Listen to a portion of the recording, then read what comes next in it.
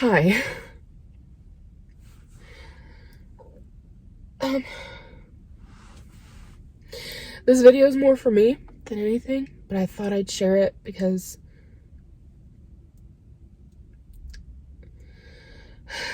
I just thought I'd share it. I just don't want to remember. I don't want to. Sorry, I'm so tired.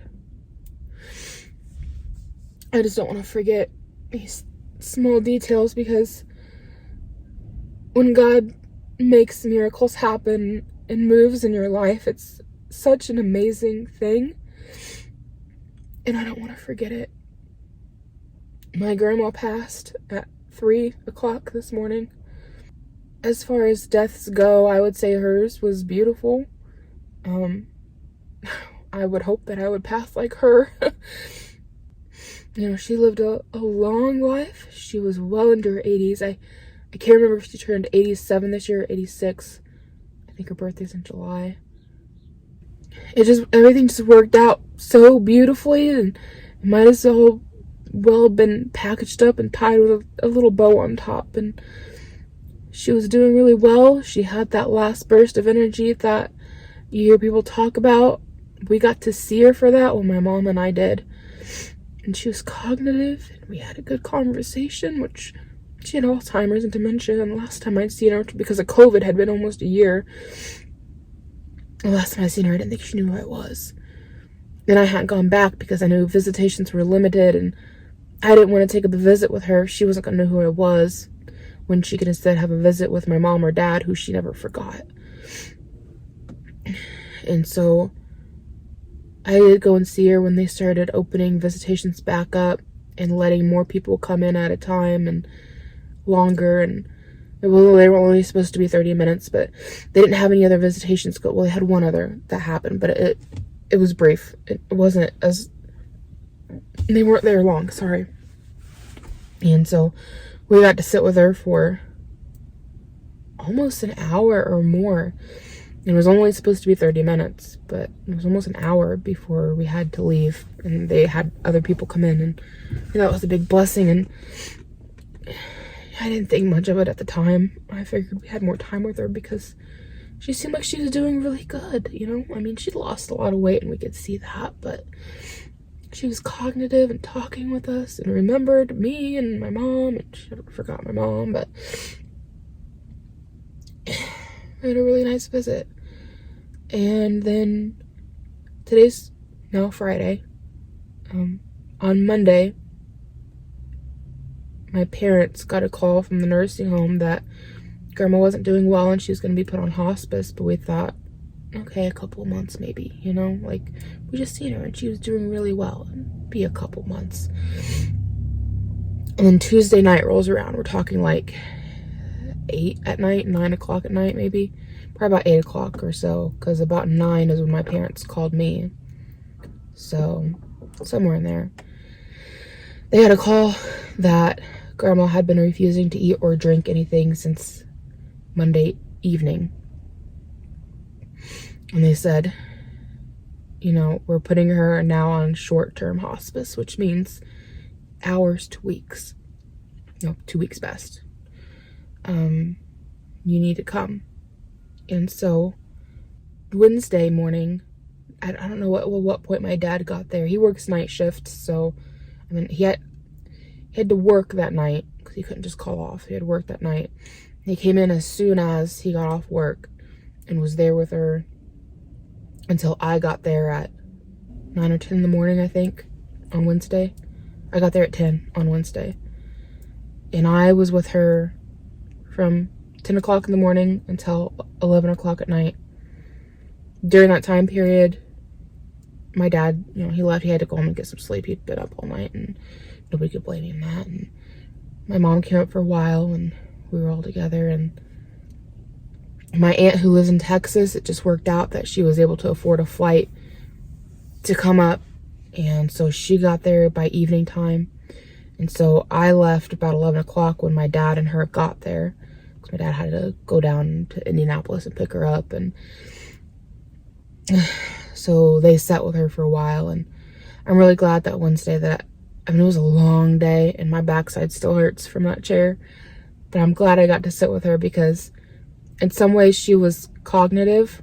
It was a really weird state she was in. Like, to look at her, you'd think she was sleeping. She didn't move at all. She just laid there and was breathing, and that was it. It's just what her eyes were closed and she just looked like she was asleep. And Wednesday, though, she liked to hold hands. And I would hold her hand, and if I tried to pull away for anything, she'd grab me really tight. And wow, you still got some strength left in you, Grandma. You're still holding on. And I can remember, like, she had a boombox that was there. And she had some CDs, and so I had some music playing really low. They'd, taken her roommate out so that Grandma could have a private room. She's in a nursing home, and I had music playing. It was just like a how do you say it? Just instrumental. And the CD stopped, and I was gonna turn it back on. And I was like, Grandma, I'm gonna turn your music back on. And they kept saying, she can hear you. Talk to her like she can hear you. And so we were doing that, and we were holding hands, and I went to take my hand away, and I was like, I'm gonna turn the CD, because I'm right-handed and I'm holding her hand with my right hand, and the CD player was just a little ways in front of me on her nightstand, and I just needed to like reach forward and hit the button. And being right hand dominant, that's just my automatic, is take my right hand to do it, and I went to go push the button, and she grabbed my hand so tight, wouldn't let go. I was like, okay, well, if you're not gonna let me have my hand, you're gonna have to move your arm and come with me to push this button. So I had to like help like bend her arm up so that I could step out of the chair and reach over to hit it was the way I was situated. If I had been able to use my right hand, I could just reach over and done it, but because I had to use my left hand, I had to like stand up and reach. And anyway, I just got a kick out of that. Like, she just refused to let go of my hand, and I held her hand for almost 13 hours. There were breaks in between. There were times when she was sleeping, and I knew she was sleeping because she'd let me pull my hand away. That was the only way to know that she was sleeping, because otherwise she wanted to hold hands and she'd hold tight. And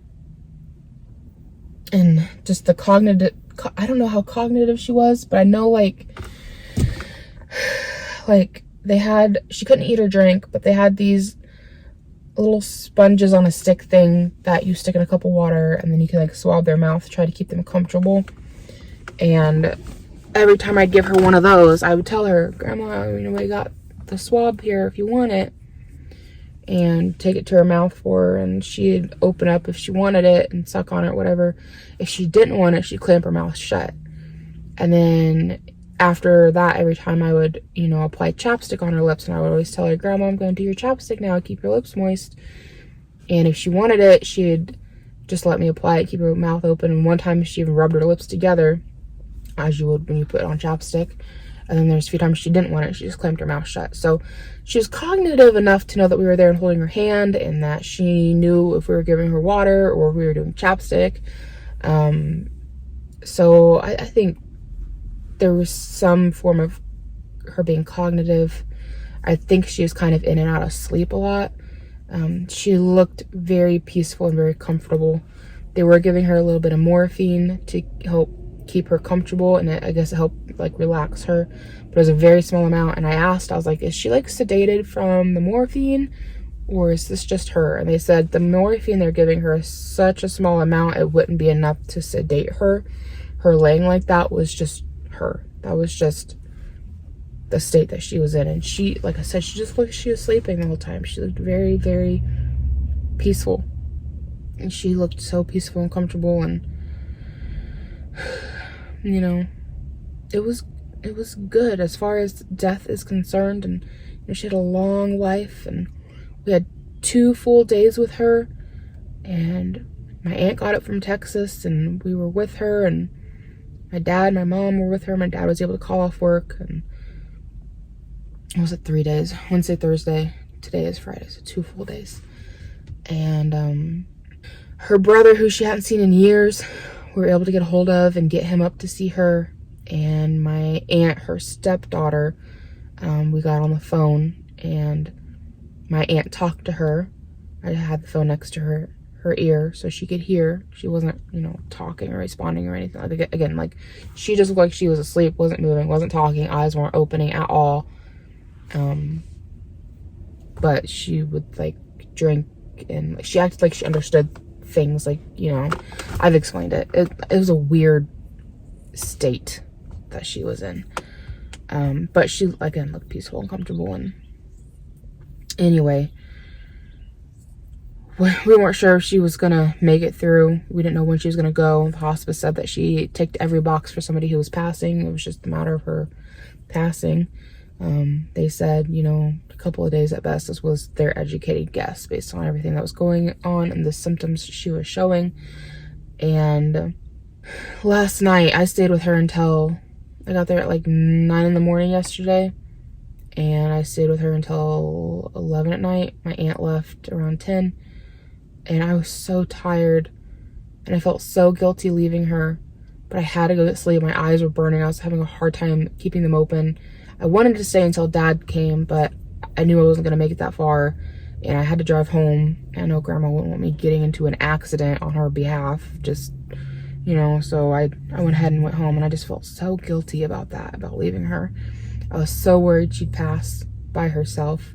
But something that the hospice nurse had said was that, in her line of work and everything she's seen, there are some people who are waiting to see somebody, and there are some people who want to pass by themselves.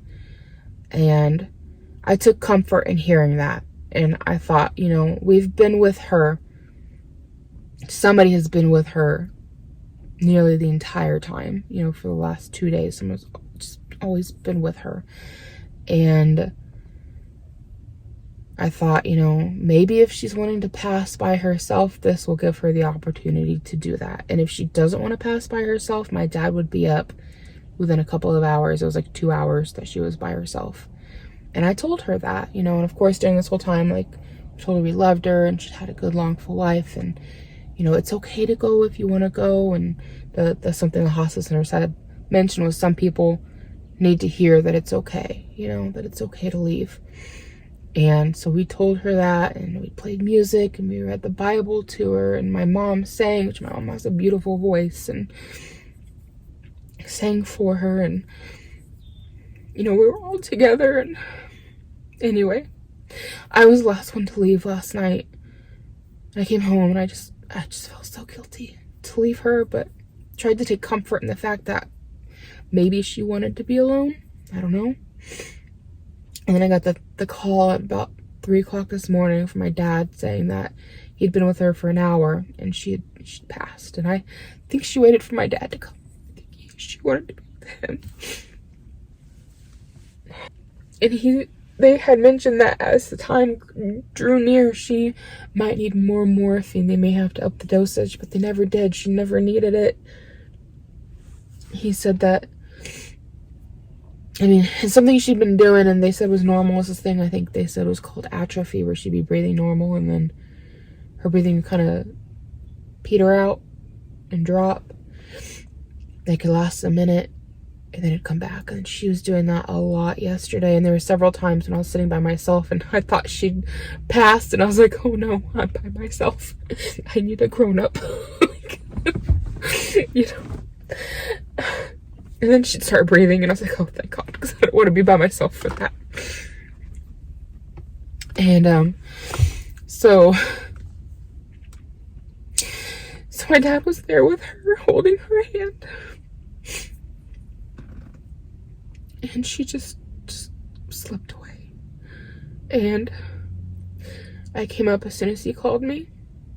I like to think that my grandpa was there, who passed. He passed 20 years ago. And you guys know I live in their house. And we have things happen in the house. My grandpa actually passed away in the living room. And we have things happen in the house from time to time. And I just chalk it up to grandpa just hanging around. And anyway, it's been 20 years since he's passed. And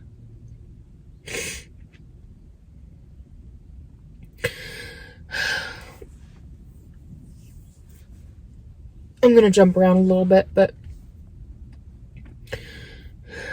once we'd finished at the nursing home, my mom and my aunt decided to go back home to get some sleep, and my dad and I wanted to go to this place in town called Dan's Donuts. Or I guess it's Dan's Variety Bakery. It's like the best donuts in town. They are amazing. And we wanted to get some donuts to bring for the nurses and the aides who had been so kind to us. And just to say thank you, something to say thank you.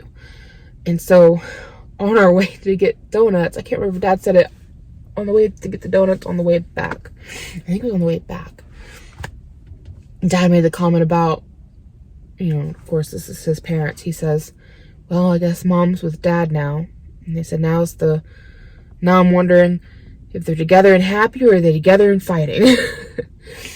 And then as we pulled into the parking lot of the nursing home, there was a mallard duck, a male mallard duck, just sitting in the front parking spot. And this nursing home is so hard to get parking. Like, they are just busy. Even this early in the morning, they were starting to have people coming. They are just always busy. And the parking is very small. There's not a lot. And front row parking, there's this male mallard duck just hanging out. And as we pulled in, he moved for me to pull in and park. And we watched as he kind of walked off to the side, and then there's a female mallard duck sitting by a bush, and together they just got up and flew away together up over the nursing home. And I told Dad, I think you've got your sign. I think they're together and they're happy. Because there's no water anywhere near this nursing home. Geese lay around anywhere they want to, but ducks are around here and they're normally with the water, and we've got some water, and there's none near that nursing home. So it was kind of like getting a sign. When we left the nursing home, initially we stepped outside to hear birds just singing. It was kind of amazing, almost like a sign from Grandma. She's okay. And after she passed, there was a dress that she wanted to wear. She found it 15 years ago. I was about 15 or 16 years old when she found this dress. And I remember her bringing it out. It was a very pretty dress and showing it to me. And this is about the time she started dating her boyfriend, Ernie. And she said, I'm either going to wear this dress to my next wedding, or I'm going to wear it to my funeral to meet Jesus. And she held on to it for all these years, had it in plastic, never wore it. And then when I moved in, I found the dress. And so I hung on to it. And plans for her funeral changed. She had decided, instead of a normal traditional funeral, she wanted to have cremation. And our family is so small on my dad's side that we decided there really wasn't much need for a viewing. We didn't even know if my aunt was going to be able to come up or not because of finances. She lives in Texas, and just based on when she passed and what was going on, we didn't know who was going to be able to afford what. And so it just all worked out that she could just come so quickly. And we decided not to have a showing at a funeral home, and it was kind of non-traditional, I guess, or going back to old traditions, I suppose. But anyway, after she passed, we asked the nursing home, well, we'd already had it arranged with them, and they said it was okay, but they put her in her dress, and they made her look comfortable, covered her with a blanket in her bed, and we were able to sit with her in her body. She couldn't be in the dress while she was passing because, one, it'd be very uncomfortable. We were moving her around and getting her changed, and two, she needed to be in a hospital gown for them to be able to do. She had some sores that they had to put ointments on, and in case she urinated and they needed to clean her, like, she needed to be in a hospital gown for medical reasons while she passed, to keep her comfortable and everything. And but they dressed her for us and made her look very nice. And quite frankly, we got everything, if not more than, at that nursing home than we would have at a funeral home, where it would have been a large room and it would have been cold, and it would have been people that we didn't know dressed in suits instead of aides that we'd known for years. And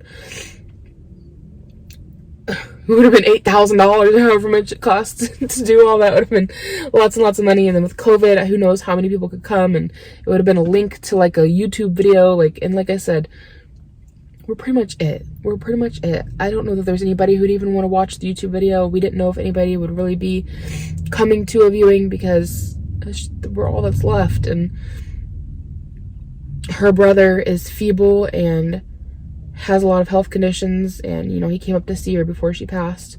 We didn't know if he'd be able to come to a funeral or would want to, you know, it's a lot for him. And then same goes for her stepdaughter.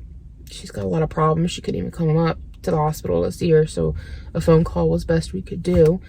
And so the nursing home made her look very, very peaceful. I mean, she looked peaceful the whole time. She looked like she was sleeping. Even after she passed, she still looked like she was sleeping. You know, some people have like, you know, I hear sometimes people may have an expression or something, but hers was just of peace. She just looked like she was sleeping. And so we were able to sit with her, and we all cried together, and then started laughing together. And we decided, well, maybe we should sort through some of her things, and we're reminiscing as we've seen things and pull things out. And we found that she had a driver's license from 2016, and we're trying to figure out how she acquired that, because about a year prior to that, Dad had to take her driver's license away because she was going out driving and getting lost and being gone for 4 or 5 hours at a time because she couldn't find her way back. Didn't know how to use her cell phone to call somebody. Didn't know where she was to tell anybody if she could use her cell phone. And she was having problems, like with her diabetes was messing up circulation in her legs. And she would talk about how she sometimes would have a hard time moving her foot from the gas to the brake. And we were like, it's time you stop driving. Like, so back in like 2014 or 2015, Dad took away her driver's license. Well, while we were going through her things, she went into the nursing home in 2015. And as we were going through her things, we found her wallet with a 2016 driver's license on it. And we're like, how did you get a driver's license? And then my aunt's going through more things, and she finds some Mardi Gras beads. And we're like, did you take off and go to Mardi Gras, Grandma? And then we were joking around about, well, you know what you got to do to get Mardi Gras beads. And it's like, if she manages to get herself a driver's license, maybe she's out gallivanting. And we didn't know about it. And, you know, and it was just nice to... knowing my grandma, she would have got a kick out of that. If she was in that room with us, which I think she may have been, I think she'd have been laughing. And, you know, one of her things she'd always say is, well, sorry, Charlie. And I could just see when my dad said, Grandma, how did you get a driver's license? I could just hear her saying that. And after she passed, I did open a window for her. I don't know that the spirit needs a window to leave from, but I've heard that somewhere, and I thought, we'll just check all the boxes. It doesn't hurt. I'm not normally one for a lot of wives' tales, but sometimes, I don't know. And I did have a bird hit my window Tuesday morning before we got the call about emergency or short-term hospice. Or maybe it was Wednesday morning. I'm so tired and getting everything blurred together. But the old wives' tale is that if a bird hits your window, somebody's going to pass.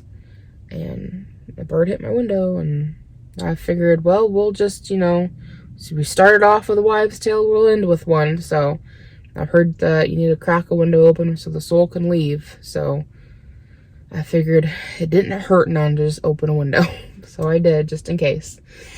And, you know, it was a very intimate, we kind of felt like, I don't know if you'd call it a wake or a showing because her body was right there. But, you know, it was a very intimate affair. It felt very cozy, being as it was only the 4 of us up there. It was probably the only 4 of us that'll be for the whole kit and caboodle.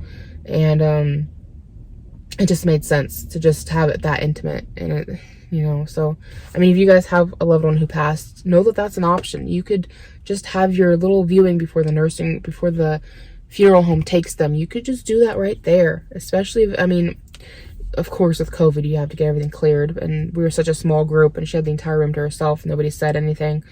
But, you know, think of that as an option, because funerals are very expensive, and you could just do it all right there. Just do it all right there. And that's what we did. And it was nice and it was comforting, and we cried together and we laughed together and we reminisced, and we've been all morning up there, and we're home now and dropped them donuts off, and now I need to get some sleep. And then my dad is going to talk to his sister to see if they want me to come up for the funeral arrangement plannings or not, because she's going to be cremated, but then she wants to have a graveside service and have interment. So they're going to put her ashes into the grave plot she bought, because her original plan was to have a traditional service and be buried, but then she changed her mind and had it changed in the will that no, now she, because they already had the grave plots bought when Grandpa was alive, so they had them, and then she changed her mind, decided she'd rather be cremated, but she already had the grave plot, so she's like, I just want to be cremated and then a graveside service and just, you know, open the grave and put the urn in. So that's the plan, and we'll get along with all of that here. But I just wanted to make this video for myself to remember, because there's so many little signs here and there, and then everything just worked out so beautifully and perfect. And you know, it's awe-inspiring to just see how flawless it was. And even at the very end, we were talking about for the graveside service, well, pastor we're gonna have do that, because she belonged to a church for years and years, and after Grandpa passed, she quit going. She still believed, but she quit going to church. And the sun is coming up, and it's like right in my eyes. And so we didn't know if we wanted to have our pastor come to the graveside service, or if we needed to find a way to locate her old pastor. And what do you know, but the person who was the pastor at her church 20 years ago is now working. He doesn't pastor anymore, but he's now working with the funeral home and came to get her body. And it's just like no effort put on our part. Here is her pastor. And we were able to ask him, would you be able or want to? And he said, oh yeah, I'll do it. You know, I remembered, you know, your mom and dad, and he's talking to my dad, but I remembered your mom and dad, and they're good people, and I'd be more than happy to do it. And there's no effort on our part. And we had her dress that was just already there, and we were able to just have that viewing and time with her.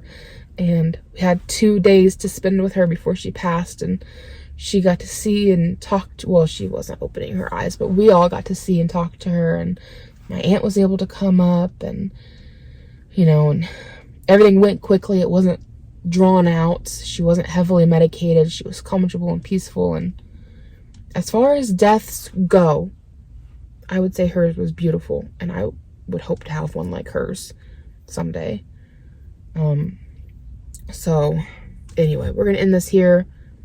Thank you for watching. Thank you for all your prayers and good wishes. For those of you who've seen my Instagram, I know I didn't respond to half of those. I'm tired. I haven't been really on social media at all.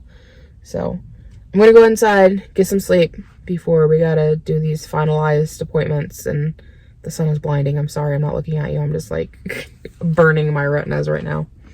So, yeah. I don't know how long of a break I'm gonna take on YouTube. I don't even know when I'm gonna edit or post this. We'll see how things go and how I'm feeling. I know I got a vlog coming that says I was gonna take a break, and then I just felt like I wanted to make this for myself, for memory's sake. And anyways, I'm rambling, so